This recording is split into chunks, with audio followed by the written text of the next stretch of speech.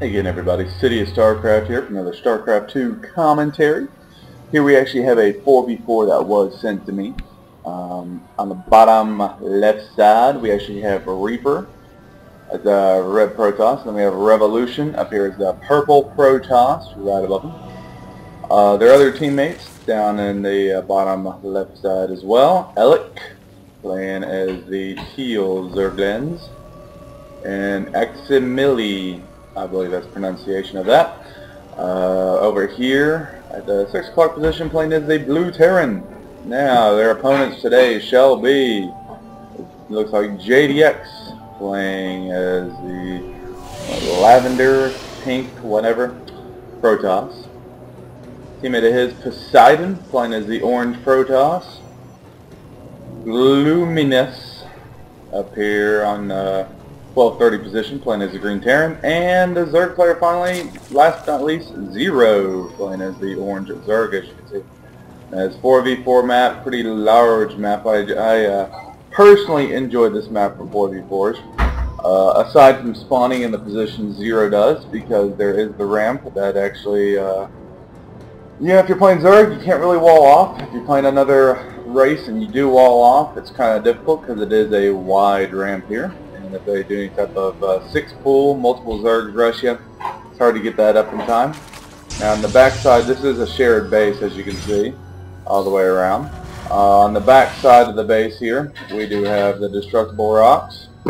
And at the front, in the middle of all the bases, we do have an even larger ramp. Now, sometimes a little easier to wall this off just because it's not just you walling it off. You and your teammate do so. As you can see, Luminous and Poseidon are both working together to wall this off, leaving that little gap right here for Zealot to possibly, block that position. So there's a lot of avenues where you can attack. Like I said, you can rush the one ramp here on the side. You can rush the middle, try to break through the base there, or you can try to take down the rocks. Now, JDX wisely puts a pylon at the backside of his rocks, just to see if possibly any type of attack comes through here, destroys these rocks.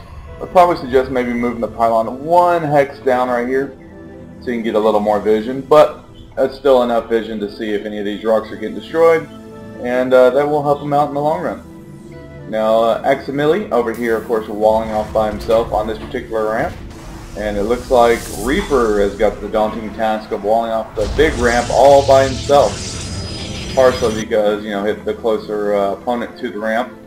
Other than himself is Alec, who's a Zerg, and Revolution's over here on the side. But Revolution possibly could come down here and help wall off. But think about it, by the time he gets a probe down there, he's wasting so much time in terms of overall minerals and minerals he could be getting, I should say, as opposed to, putting his buildings here and sending his probe right back. Now, so far it doesn't look like Revelation has actually put a pylon back here at the back. If he doesn't ever end up doing it, this is definitely a strategic point that the other team could utilize. Destroy these rocks, push in, and then they have, of course, backdoor advantage. And no one likes to be hit up the back door unless if you're into that thing. If you are, I don't really want to know. But that's okay. Regardless, while I'm talking right now and everybody's getting up and going, what he's saying need control, because he's got these 4 supply depots for some reason right there. He needs control, Poseidon needs control, so he can lower these down if he needs to move out. This has a little bit too many supply depots. You really only want to go 1 or 2 ahead of your supply cap. As you can see now, he's got a lot of supply, he's got banking on minerals, but also putting 4 supply depots here right next to each other can be detrimental in the fact that if a Zerg player on the other team decides to Baneling bust, this is definitely a weak point in the wall. He could Baneling through all these, and then not only will this guy have an opening into the main base, but he'll lose a lot of supply depots, eventually supply cap him in the long run. Now it does look like, I'm going to call it Team JDX, and I'll call this Team Team Revolution. Looks like JDX's team is going to decide to move out a little bit. Poseidon has wisely grabbed the Watchtower in case if the other team decides to move out, so he can possibly counter him in that regard. Zero is moving out overlords to possibly do some type of scouting and also to have a little bit of vision towards the middle. Oh, and like I was talking about earlier, it looks like they are going to utilize these back rocks here, or destructible debris, I should say. Try to push in, maybe do a little bit of early attack, and catch the other team off guard while they're either teching up or just not paying attention. More than likely, it's not paying attention. Now, Alec wisely gets the expansion at the back side of their base. They have one shared expansion at the back of the 4 bases. As you can see, there's another one over here.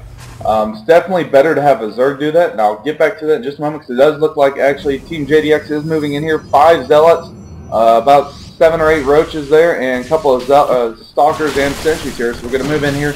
Team Revolution is by himself here, having to fend off all these things. And instead of actually attacking, he is going to, just move a couple. But it looks like Reaper Man does have a couple of Dark Templars in here going unchecked. As you can see, Poseidon's like, oh, there are some DTs in here we got to be careful of. Unfortunately, I don't believe anyone has detection nor has any type of scan at the immediate moment. These DTs are doing some work. Already 4 kills on one, 1 kill on the other, but they're still continuing to do some great damage to JDX's forces, Team JDX's forces. Now, at the same time, Aximili is coming over to help assist and clean the rest of these units out. Now, definitely, I believe JDX's team needs to back out at this point, and they can't continue to rush forward, especially without detection. That wouldn't work too well. Now, as I was saying, Zerg definitely need multiple bases, so it's always good to have the Zerg, especially have it at the back side of the base. Oh, and it looks like possibly a bad rally point for JDX.